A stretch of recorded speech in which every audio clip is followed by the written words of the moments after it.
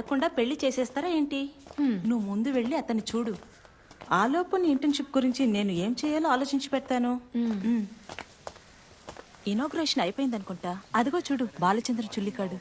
Campus అయిపోయి ఇన్ని సంవత్సరాలైనా కూడా ఇంకా గుర్తొచ్చేది ఆయన మొహమే. మెస్సీకి వయసు అయిపోయింది. క్యాంపస్ అన్న మాట వింటే నాకు యంగ్ హీరోసే గుర్తుకొస్తారు. పోవే. ఫాతిమానే కదా కమెంటరీ? Yes sir. ఇక్కడే చదువుకుంటున్నావా? అవును సార్. చాలా అద్భుతంగా కమెంటరీ చెబుతుంది ఈ అమ్మాయి ఫుట్బాల్. సార్ మీరు తన ఊరికి వెళ్ళారు కదా? అవును, సెవెన్స్ ఫుట్బాల్ టోర్నమెంట్ ఓపెనింగ్ కి వెళ్ళాను. అక్కడ ఈ అమ్మాయే కమెంటరీ చెప్పింది. చిన్న ఒక టీ పార్టీ ఉంది ఆఫీసులో. వస్తాను టీచర్. కమ్ ఫాతిమా. నువ్వు గనుక రాకపోయి ఉంటే నేను చంపేసేదాన్ని. పాతలెవరిని ఇంకా మర్చిపోలేదా? పోవే. ఫాతిమా సార్ వచ్చారు. సార్, ఈవిడే ఆన్సీ టీచర్. సార్కి పాత ఫ్యాన్. ఇప్పుడు ఫ్యాన్ కదా? కూడా ఫ్యానే సార్. ఫాతిమా, సార్, నేను చెప్పిన విషయం మర్చిపోకు. వాక్చాతుర్యం అనేది అందరికీ లభించే విషయం కాదు. కమెంటరీ చెప్పగలిగే ఒక అమ్మాయికి సాధించడానికి ఎన్నో అవకాశాలు ఉన్నాయి. అది అపురూపమైన మార్గానికి దారి చూపిస్తుంది. ఆ మార్గాన్ని నువ్వు వదిలిపెట్టకు.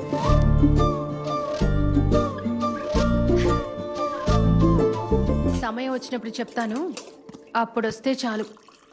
ఆ తర్వాత వాళ్ళతో ఎక్కువ మాట్లాడొద్దని మీ నాన్న చెప్పారు. మాట్లాడకుండా ఉండాలా? నేనా? అసలు ఏంటమ్మా నువ్వు చెప్పేది? ఒకడొచ్చి ఊరికి నన్ను చూసి వెళ్ళిపోతాడా నాతో ఏం మాట్లాడకుండా?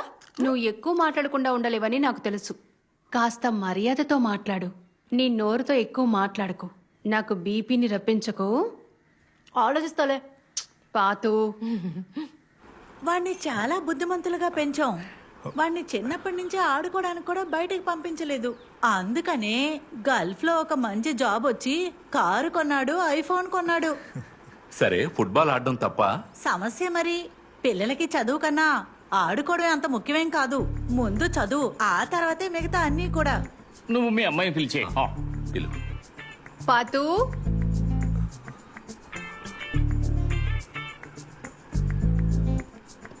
ఈవిడే నవాజ్ వాళ్ళమ్మ.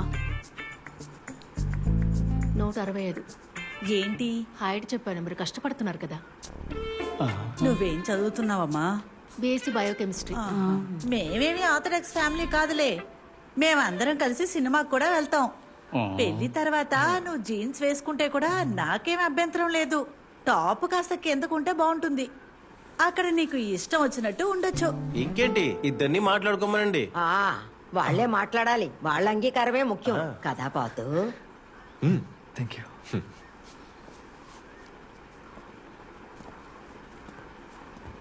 త్వరగా వెళ్ళొచ్చేయి.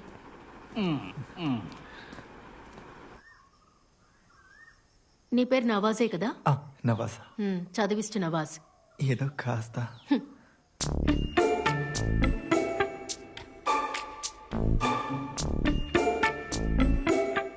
మనకు చాటెళ్ళి మాట్లాడుకుందావా? అక్కడికి వెళ్ళా.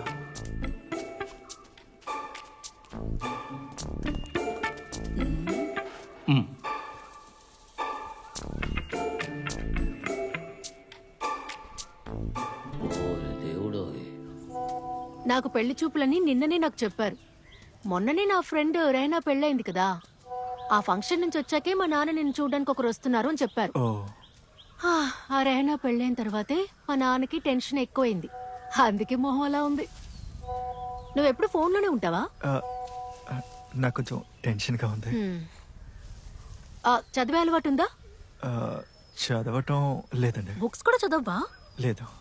సరే, సినిమాలైనా చూస్తావా? ఎటువంటి సినిమాలంటే నీకు ఇష్టం?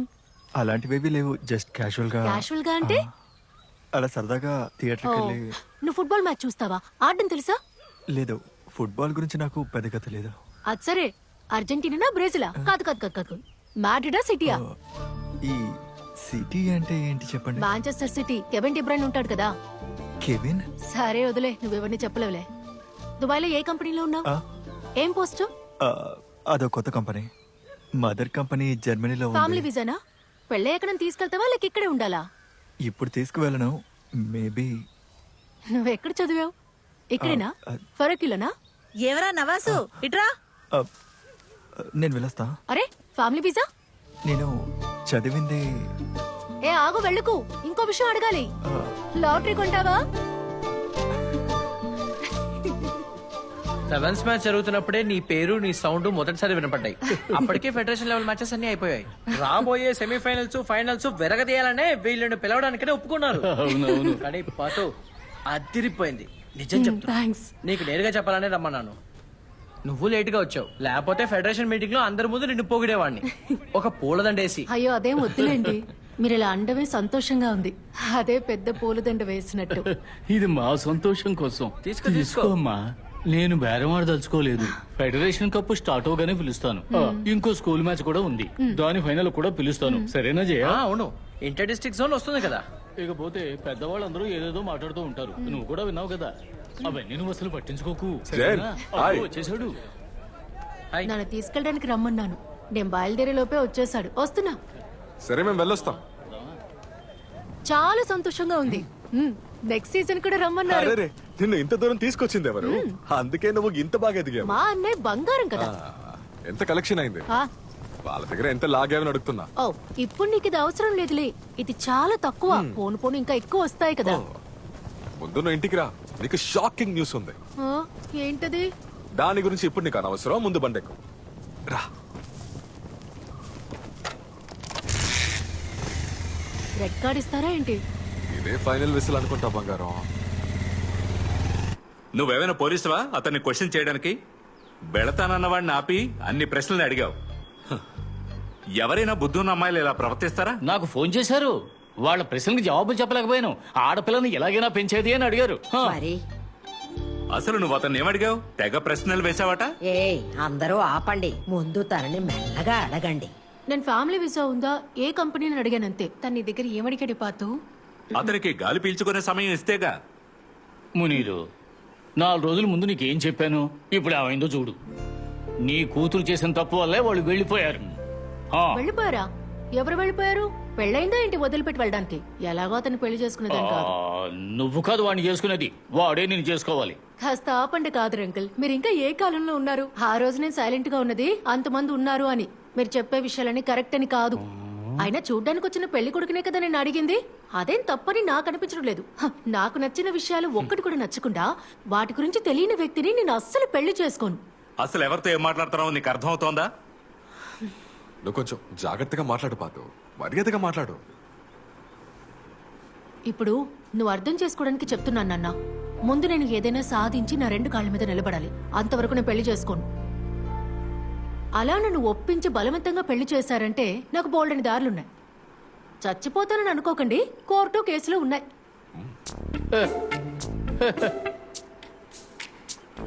అయ్యయ్యో, కాదరంకుల్, వాడు నాకు అస్సలు నచ్చలేదు. వాడు లాటరీ కొంటున్నాడు. ఈ లాటరీ కొనేవాళ్ళకి నాకు పొరమ చిరాకు. ఊరికే కూర్చుని డబ్బు సంపాదించేద్దాం అనుకుంటున్నారు. అలాగా, అర్థమైంది. పాతు, నువ్వు అన్ని మేనేజ్ చేసుకోగలవా?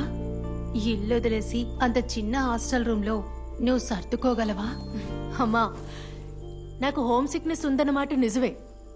కానీ నేను అడ్జస్ట్ చేసుకుంటానులే. నేను వెళ్ళాలి.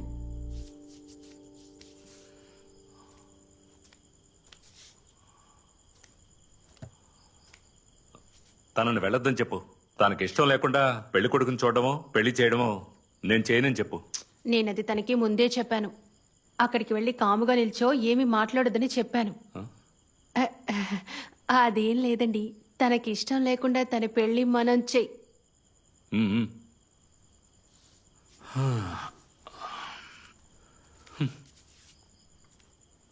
పాత్, ఏంటి నాన్నేదో అంటున్నారు? నిన్ను వెళ్ళొద్దంటున్నారు. నీకు పెళ్లి కూడా వద్దన్నారు.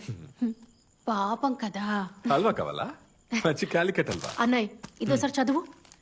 కాదు కాదు, చదివి ఏంటని చెప్పు.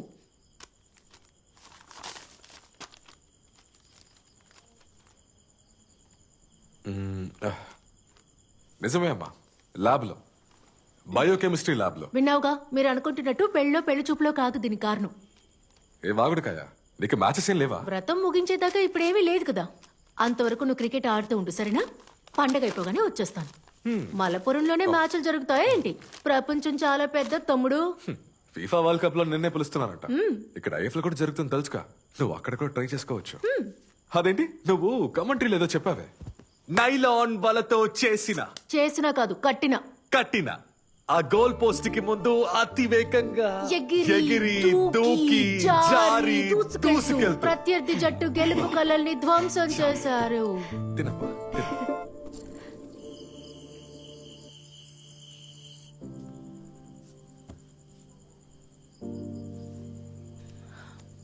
నానా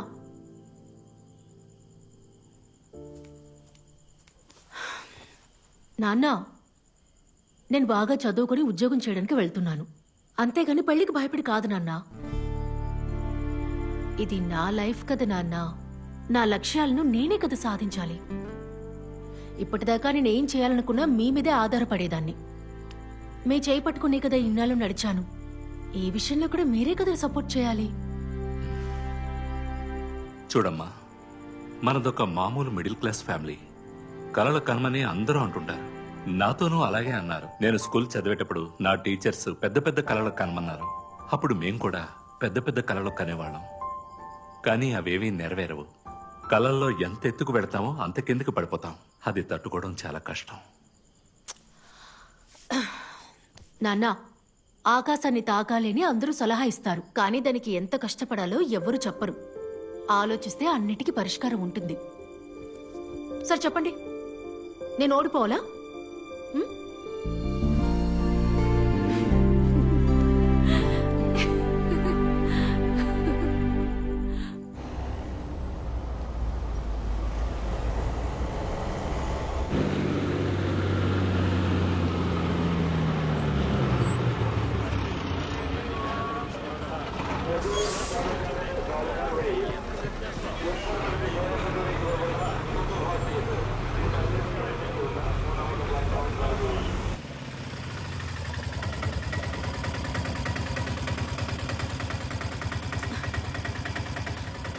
ఇదిగోండన్నా. సరేమ్మా. హా.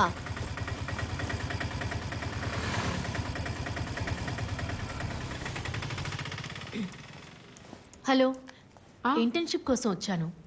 ఓకే, అక్కడ వెయిట్ చేయండి. అక్కడ హలో, ఎవరు మీరు? ఏం కావాలి? ఆ, ఇంటర్న్షిప్పా? అవును సార్. దీంట్లో ఉన్నట్టే ఈ ల్యాబ్ లో జరిగేవన్నీ నోట్ చేసుకోవాలి. తర్వాత వారం వారం రిపోర్ట్లు నాకు సబ్మిట్ చేసేయాలి. అసలు ఇక్కడ ఏం జరుగుతుందంటే specimens, molecular analysis, testing methods అన్ని. ఇలా చూడు, తనకి చెప్పేవు. సార్, మిమ్మల్ని ఒక విషయం అడగాలి. ఏంటి? మనకి సాటర్డే సండే సెలవా సార్? ఏమడిగావు? అదే సాటర్డే సండే సెలవా అని అడిగాను. సెలవు ఎప్పుడో తెలుసుకుందామని అడిగాను. ఊరికి ఇప్పుడే కదా వచ్చాను. రూమ్ కి కావాల్సిన కొన్ని వస్తువులు కొనుక్కోవాలి, అందుకే. ఫాతిమా, జాయిన్ అయ్యి ఎంతసేపు అవుతుంది? 5 నిమిషాలు అయింది సార్. ఇది మిగతా చోటుల్లా కాదు. ఇంటర్న్షిప్పే కదా అని జాలీగా ఉందాం అనుకున్నావు అనుకో, ముందే చెప్తాను విను. చెప్పింది విని శ్రద్ధగా పని చేస్తేనే నీకు ఇక్కడ ఇంటర్న్షిప్ సర్టిఫికేట్ దొరుకుతుంది. అర్థమైందా? జాయిన్ అయ్యి 5 నిమిషాలు కాలేదు, అంతలోనే లీవ్ కావాలంట. నువ్వు డైరెక్ట్ గా ఇక్కడికే వస్తున్నావు? ఎక్కడ స్టే చేస్తున్నావు? ఉండడానికి ఒక చోట ఏర్పాటు చేసుకున్నాను. నాతో చదివిన సీనియర్ ఇల్లుంది. తను నాలా కెమిస్ట్రీ చదివింది, కానీ జర్నలిస్ట్ గా పనిచేస్తుంది. రమ్య అవని టైమ్స్ లో ఉంది. తను రాసినవన్నీ చదవాలి. భలే పేరు సంపాదించుకుంది. మీరు చూసారా? మెల్లగా మాట్లాడు, మెల్లగా. నెత్తిన పనసకాయ పడ్డా చావు, పిడుగు పడ్డా చావు.